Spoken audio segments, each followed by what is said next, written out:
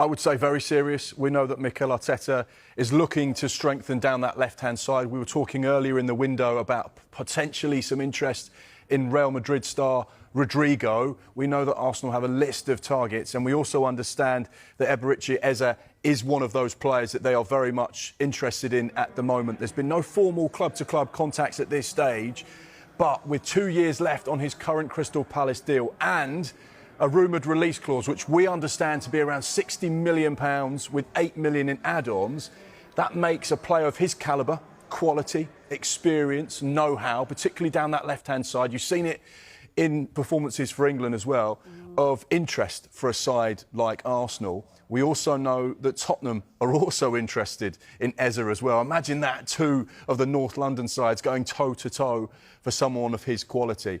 So, yeah, this is going to be one to watch, one to keep an eye on. He's got 2 years left on his current deal. And normally you get to that point where you either sign a new contract or the club sells you. And you get the feeling, with all the noise about Eze over the course of this summer, even at this early stage, he could be one of those players that makes a move. Yeah, you understand why. Such a high-quality player, creates chances, disrupts play for the opposition.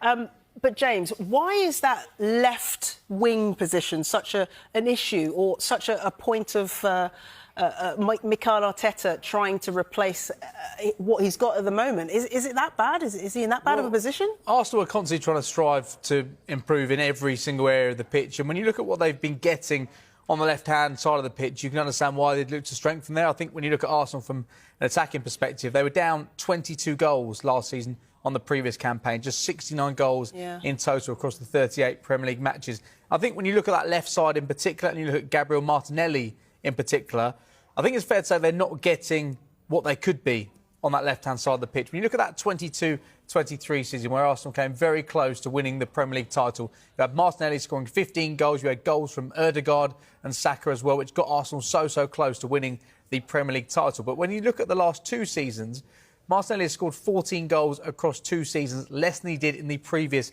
campaign. And in terms of the assists, he's not necessarily producing those numbers as well. From a creative point of view, 575 minutes per